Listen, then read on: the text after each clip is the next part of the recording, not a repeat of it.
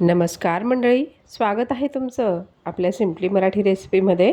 तर आज आपण बनवणार आहोत एकदम चमचमीत हॉटेल स्टाईल कलेजी पेठा फ्राय, आणि तेही सुक्या मसाल्यांमध्ये लपटलेली ही रेसिपी चपाती किंवा गरमागरम भाकरीसोबत अप्रतिम लागते। चला तर मग रेसिपीला सुरुवात करूया।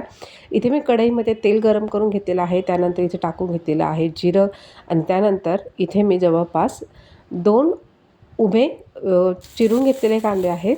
ते आपल्याला सोनेरी रंग येईपर्यंत छानपैकी याच्यामध्ये भाजून घ्यायचे आहे। व्हिडिओला कुठेही स्किप करू नका।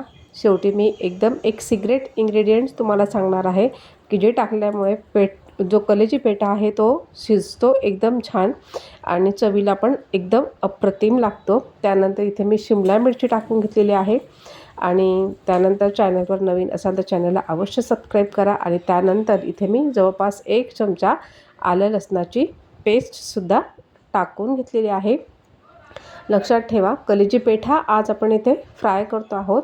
आणि त्यानंतर एक टमाटा आहे, तो सुद्धा इथे बारीक चिरून घेतलेला आहे। तो सुद्धा आपल्याला या मसाल्यांमध्ये म्हणजे कांद्यांसोबत छानपैकी परतवून घ्यायचा आहे। आणि टमाटा हा पटकन शिजावा यासाठी आपल्याला मीठ हे टाकून घ्यायचं आहे। मी एकदाच हे मीठ टाकून घेतलेलं आहे, यानंतर आता परत इथे मी मिठाचा वापर करणार नाही आहे।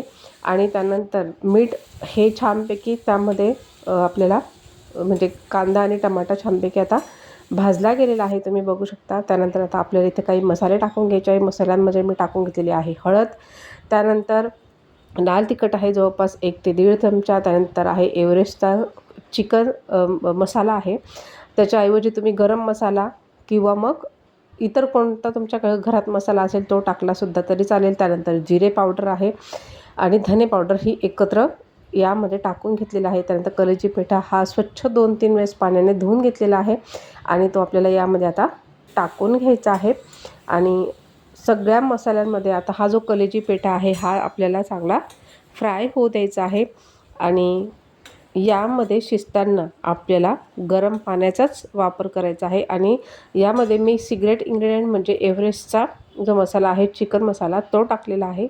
आणि त्यानंतर इथे आपल्याला गरम पाणी टाकून घ्यायचं आहे। गरम पाण्यामुळे काय होतं, हा जो कलेजी पेठा आहे हा लवकर शिजतो आणि याची चवही दुप्पट होते। कारण की गरम पाणी जर असेल तर जे मसाले असतात त्यांचा स्वाद अजून खूप छान लागतो। जवळपास 20 मिनिटामध्ये हा जो कलेजी पेठा आहे हा इथे बनून तयार झालेला आहे, तुम्ही बघू शकता। अजून थोडा पाण्याचा अंश यामध्ये आहे।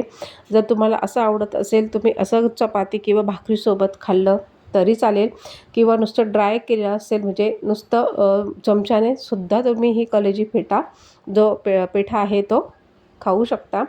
आणि त्यानंतर तुम्ही बघू शकता अशा पद्धतीने हा जो मसालामधला झणझणीत कलेजी पेठा फ्राय आहे हा इथे बनवून तयार झालेला आहे, तुम्ही बघू शकता। हॉटेलपेक्षा पण एकदम भारी ढाबा स्टाईल पद्धतीने आज आपण घरगुती मसाल्यांमध्ये अतिशय साध्या सोप्या पद्धतीने हा जो कलेजी पेठा फ्राय आहे हा इथे बनवलेला आहे।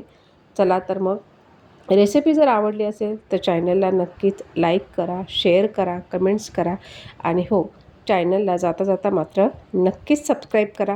आणि तुम्ही कशा पद्धतीने कलेजी पेठा फ्राय बनवतात किंवा तुम्हाला अजून ह्या रेसिपीमध्ये काय इन्ग्रेडियंट्स टाकायला आवडलं असतं ते तुम्ही मला आवर्जून नक्की सांगा। आणि व्हिडिओला नक्कीच जास्तीत जास्त शेअर करा, लाईक करा, आणि असाच जो कलेजी पेठा आहे तो तुम्हीही बनवून बघा। चवीला तर एकदम अप्रतिम लागते।